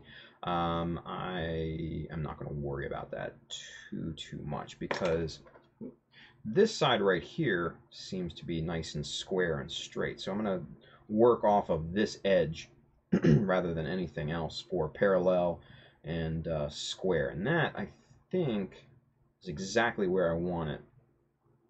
So for the strapping, you have this overhang here, and that's going to be trimmed off later, right? But what I like to do, just to make sure, is put just a small bead of glue right in there so it just sinks in and locks that piece down. then just apply a little pressure to get that solvent going. And there's the beginning of the plating of this shield, right? Time check, 11:58. Cool. All right. So I gotta wake up early tomorrow, you guys. So I'm not trying to be all night here with this thing, but I don't want to shortchange you either. Don't want to shortchange you. So that's where we're gonna end the building tonight, right? So let's get caught up one last time in the chat. Let's go back to one camera here, and let's see what's what. So let's scroll back up a little bit. Bailey, you must be smack dab in middle VA than Wobish442. Yeah, it sounds like it, right? Soravan, I like it quiet over here. No Andrew is good for my sanity. Yeah, absolutely. I totally agree with you, brother. I totally agree with you. But sometimes it can get crazy over there. Sometimes it can get a little crazy on Twitch. Few and far between, but it's always interesting, right? It's always interesting. Andrew Young, the disrespect. Yeah, well, you bring it on yourself, little man. You bring it on yourself. Coming on these streams to learn, and I get the disrespect. Shaking my head. Yeah, well, it is what it is, right? Wobish442, Hampton area. Okay. Bailey says, yeah, that's near the hobby town I went to in Newport News. Andrew Young, it happens. I just throw that white circle thing away. I don't know what you're talking about. It's a little A. I don't know. You lost me there. USA, a little A. It's a little A. Been to the one in Newport News once. Okay, cool. Rock and roll. All right, good deal. Sweet. So there we go. We're caught up. So let's call it a night, shall we? And you were talking about the Tamiya circle thing from the cement. Oh, the seal. Why would you throw that away? Don't throw that away. That's bad. That's the seal that keeps the glue still liquid. Don't throw that away. It's bad. And it keeps it from pouring out if you happen to tip it over or something. If the cap is still on. So yeah, not a great idea to do that. Yeah, Bailey says spilling cement is no fun. I agree. I don't want that crap to happen. And I've tipped that bottle over before and it'd be completely good. So yeah. Forgotten Strings, what are your thoughts on the Reconquista Gunpla? For the most part, it's not really my style. It took a long time, but I do kind of now dig the Gundam from that, the Reconquista or whatever, however you pronounce it or whatever it's called. I do kind of dig it, and honestly, I wish Bandai made a 1/100 scale of it. I'd probably buy it, modify it, fix it up, kind of to interpret my own vision of it. I think that would be fun. Similar to how people reinterpret like the Turn A, right? You have the Shin style Turn A with the mustache is not down here anymore, but it's, you know, sweeping off the sides, and I think that looks really, really cool. So I would really love one day to reinterpret the Reconquista or whatever it's called, kind of into my own vision of it, right? I think that would be cool. So, Space Rat 53, got that going with mine. Andrew, yeah, I've tipped it before, but I don't know, it gets thrown away once I'm getting near the end of the bottle. I can't teach you anything, can I? Not a damn thing. You just don't learn. You just don't learn. But that's okay. That's okay. One day you'll learn the hard way, Andrew. One day you will learn the hard way.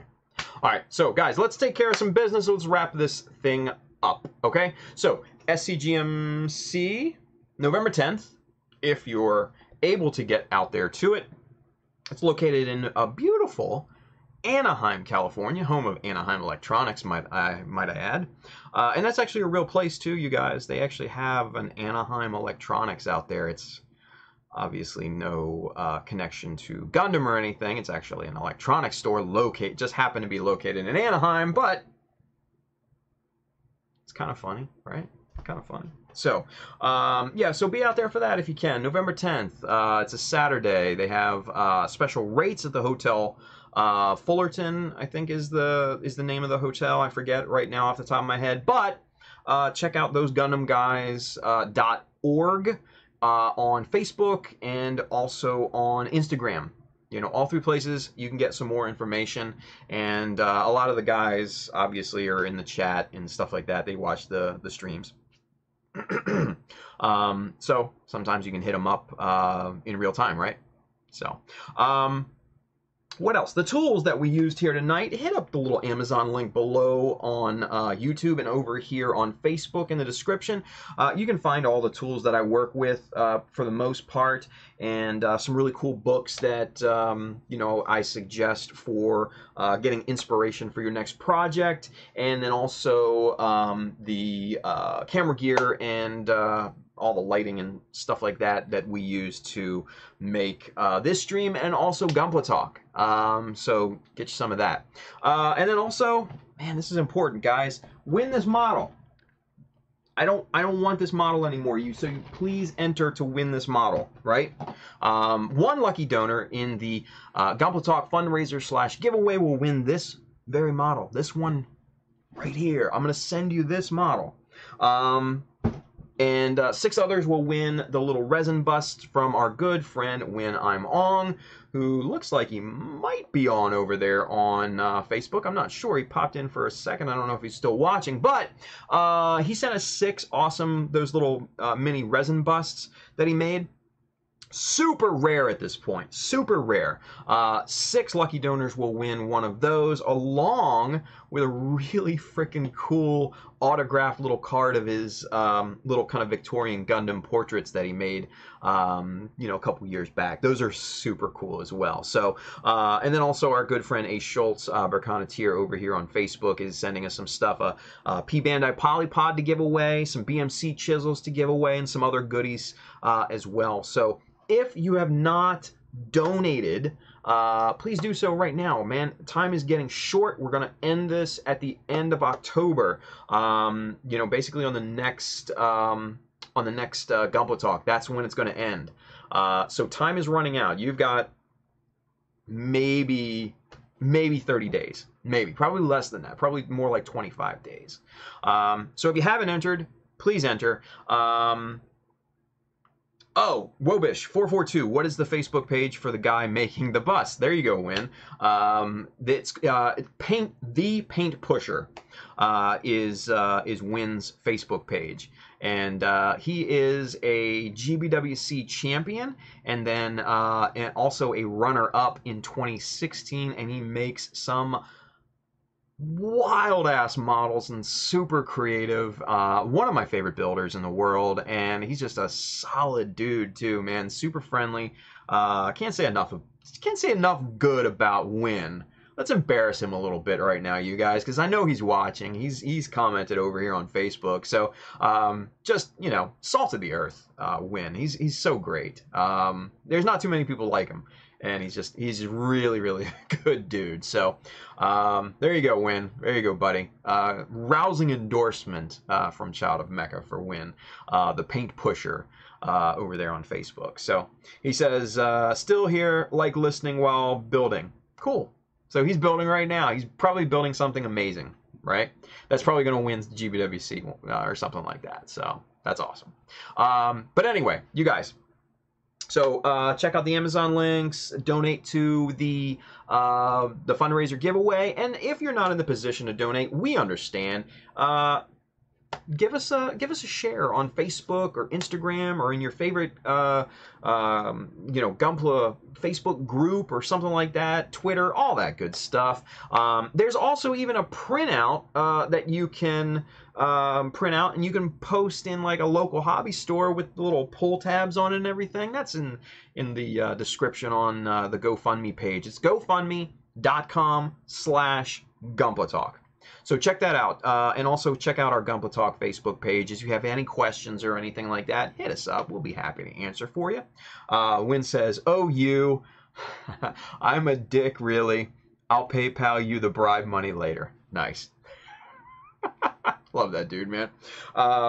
Super funny too, by the way, you guys. So, had the privilege of meeting Win in 2016 at GBWC finals, and man, that was such a good time, dude. Such a good time.